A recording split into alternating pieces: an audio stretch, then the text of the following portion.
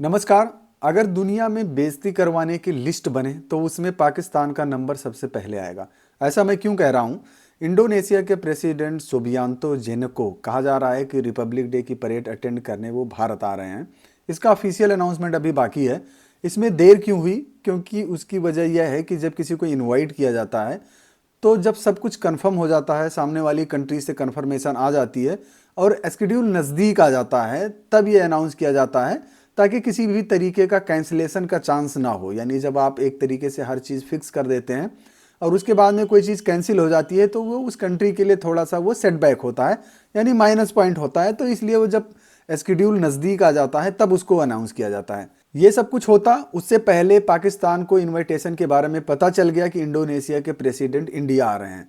अब पाकिस्तान ने भी उन्हें इनवाइट कर लिया। पाकिस्तान ने कहा कि आप इंडिया आ रहे हैं तो पाकिस्तान भी होते जाइए। अब इसमें कई चीज़ें हैं जो आपको समझना पड़ेगा। पहला, पाकिस्तान ने ऐसा किया क्यों? उसकी वजह यह है कि जब आपके संबंध किसी कंट्री से सही हो और ज़्यादा व्यापार ना हो रहा हो तो आप सोचते रहते हैं कि व्यापार नहीं हो रहा है, चलो ठीक है, पर जो हमारे कंट्री से रिलेशंस हैं वो बने रहें।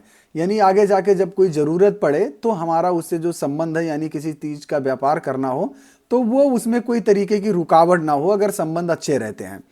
दूसरा, कि जब एक कंट्री से दूसरे कंट्री के जो राष्ट्राध्यक्ष होते हैं वो जब किसी कंट्री में जाते हैं तो सबसे पहली चीज़ ये हाईलाइट होता है कि जब वो जा रहे हैं तो वो किन किन मुद्दों पर वहाँ पे बातचीत हो रही है, किन किन व्यापार के चीज़ों पर सहमति बन रही है, एक्सपोर्ट पर क्या हो रहा है, इंपोर्ट पर क्या हो रहा है, किन चीज़ों का लेन देन हो रहा है। ये सब चीज़ें बहुत ही ज़्यादा हाईलाइट होती हैं।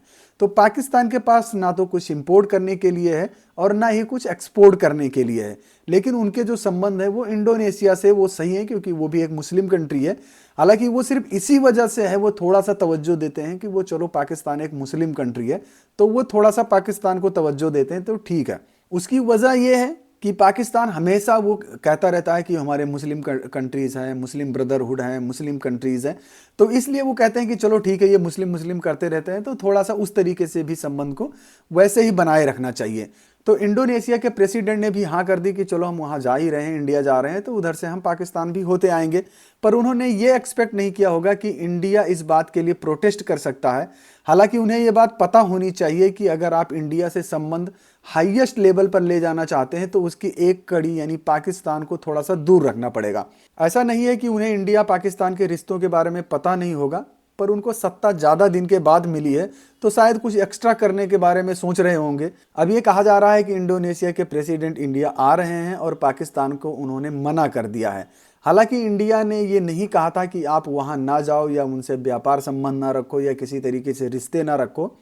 इंडिया का सिर्फ ये कहना है कि आप जब इंडिया आओ तो उस ट्रिप में पाकिस्तान मत जाओ, या आप जब पाकिस्तान का दौरा कर रहे हैं तो उसी ट्रिप में आप इंडिया का दौरा मत कीजिए। आप यहाँ से वापस जाओ, फिर आप पाकिस्तान का दौरा कर लो। यानी साफ संदेश है कि आप इंडिया को पाकिस्तान के साथ मत मिलाओ। पाकिस्तान हर कदम पर कुछ ना कुछ करता रहता है और फिर पूरी दुनिया में बेइज्जती करवाता है। पहले जाकिर नाइक को बुलाया जो कि इंडिया में वांटेड है, फिर चैंपियंस ट्रॉफी को वो पाकिस्तान ऑक्युपाइड कश्मीर में ले जाना चाहते थे, तब इंडिया ने मना करवाया। फिर वो चाहते थे कि इंडिया पाकिस्तान में आके खेले।